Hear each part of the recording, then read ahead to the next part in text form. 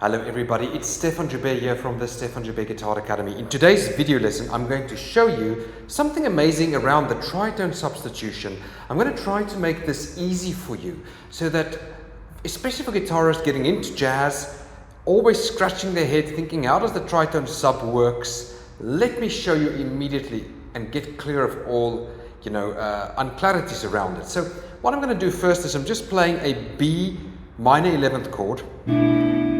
So I've got a root, a flat 7th, a minor 3rd, and a 11th. So that's a 2 chord. Then I'm going to a 5 chord and I'll play an open E and I'll just play an E7. Now that shape, most guitarists will know that as a C shape, a C7 shape. I'm using that with a specific purpose in mind. So I'll have the E7 shape there. I mean the C7 shape at the E. This is the 7th fret of the 5th string. And then I go to A major 7th. Please look below, there's some tablature that's got some little small bits of what I'm doing so you can follow along. You can just click on the link and open it in your browser or print it and study along. So we've got the B minor 11th chord, in this case in the key of A major, so it's... So B minor 11, that's the 2 chord, going to the E dominant 7th is the 5 chord, and then the A major 7 is the 1 chord. Okay, and I'm specifically showing this E dominant 7th for a purpose, with a purpose. So again, B minor 11th, E dominant 7th. Now I'm going to take my E note here and I'm going to place it over here. That's totally impractical, so I need to switch my fingers, but I've got a B flat here now. So what I've done, let's look at it, this is E7. I place the E on B flat, but I retain the rest of the notes. So what am I playing now? I'm playing an E dominant 7th with a flat 5 actually, but it's also a B flat 7 flat 5. It's a 2-in-1 chord, and that is the tritone substitution. So instead of playing the E, I'm playing an E7, but I'm playing a flat 5 of the E in the bass. So that's the flat 5 is the B flat. And that gives me an E dominant 7th with a B flat in the bass, or an E dominant 7th flat 5, or from the tritone sub point of view, a B flat 7 flat 5. And that takes me back to the A major 7, which is the 1 chord. Now, what is important here is let's look at the bass movement. B as the 2 chord, going to E as the 5 chord, going to A as the 1 chord. B to the E is a perfect 4th movement. E to the A, perfect 4th movement.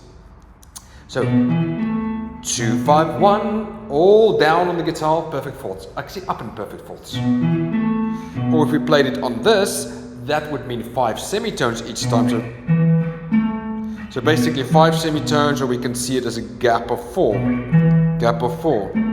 So that's how it works. But to get to that same point, we could just go back like this. Half a step down, half a step down. So 2, tritone sub 1. So basically B minor 7th, or B minor 11th in this case. Then E dominant 7th with a B flat in the bass, which is actually a B flat 7 flat 5. And that is the tritone sub. That takes us back to the A major 7. Now I want you to look at something else. I'm specifically playing this B minor 11th chord. I've got B, okay, which is the root, A, which is the flat 7th, D, which is the minor 3rd, and E, which is the 11th. And look at what happens with these fingers. Just these two, this one I retain, I'm retaining this, but these two I move back. So there is, from a voice, and remember, these are like 4 individual voices. From a voice leading point of view, these 2 voices in the bass just moves back a half a step, and then it's going to move just to there. So, by the way, it's very important to analyze the guitar from voice leading point of views. So you've got that. What happens to the rest? So that actually, that will stay, and we just move down there for the A major. So we've got like We're analyzing string 2 and 3. They're staying, not moving. And now I've got one movement for the A, which is a sus movement.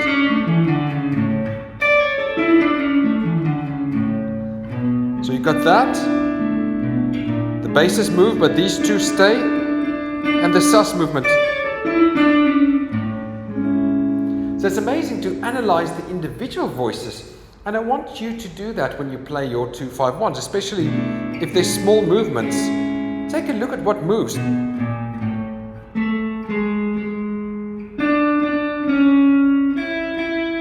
So in this case, I'll analyze that again. B minor 7th, B7, B flat 7 flat 5, A major 7th, 2-5-1.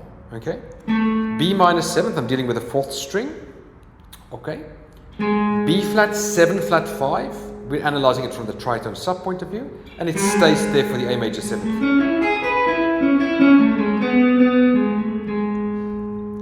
And then let's look at the 3rd string.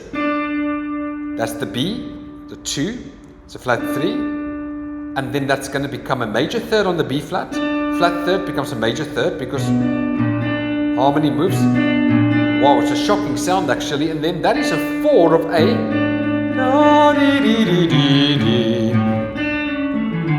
You can see that sus suspended. It was classical. And then finally this note is one that's actually a common note for all of them. 11 on the B, flat 5 on the B flat, and 5th on the A. So that's how you've got your 2 tritone sub going to the 1 chord in the key of A. Or, again, to make it simple, I'm playing a B minor 11th. I could go to an E dominant 7th using this C7 shape and going to a 1. So think of it this way. I'm using the B minor 11 and using the C7 shape, but instead of the root there, I put it on the half a step low on the B flat, and I get a B flat 7 flat 5, tritone sub, going back home to the 1. So that's good. Study the voices. Now another cool thing. On this one here,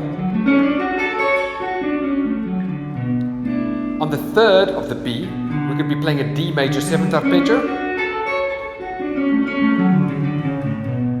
That will give us a B minor 9th. But then on this, I'm going to show you the coolest thing.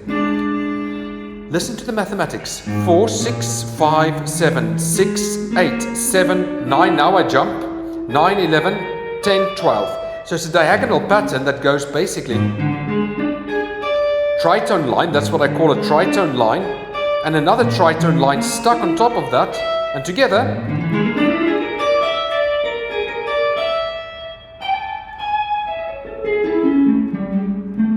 and basically what it is I'm just, when I play that diagonal,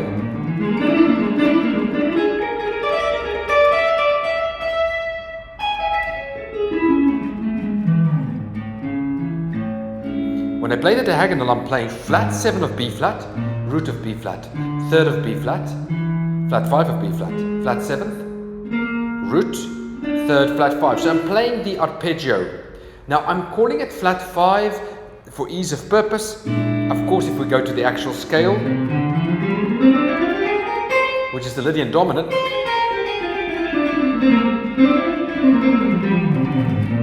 then it's really more a sharp 11th.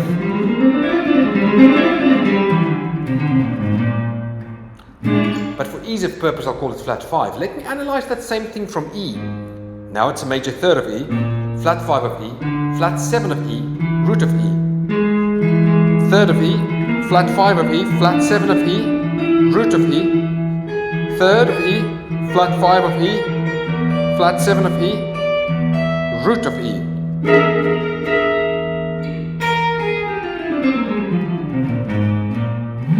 So what I'd like you to do for your own practice on this is do the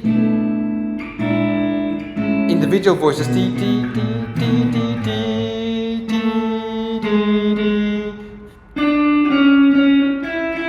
Individual voices study. Do as well for me arpeggiation. So,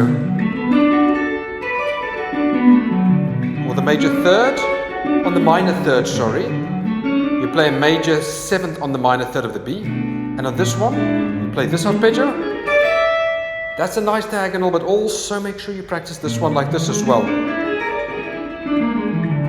It's going to be a little stretchy, a little bit uncomfortable, but it's good to also play the scale. And then when you get to the A major 7th, again you can just play diagonal.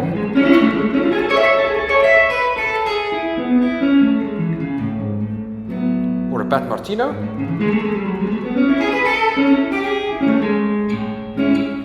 So there you've got it. Do a bit of study on this. Thank you for listening. As always, thank you for watching.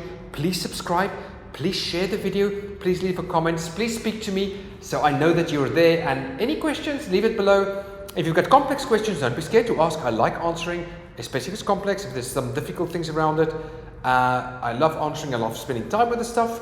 And thank you, as always, for watching my material. I'll speak with you in the next video. Bye-bye.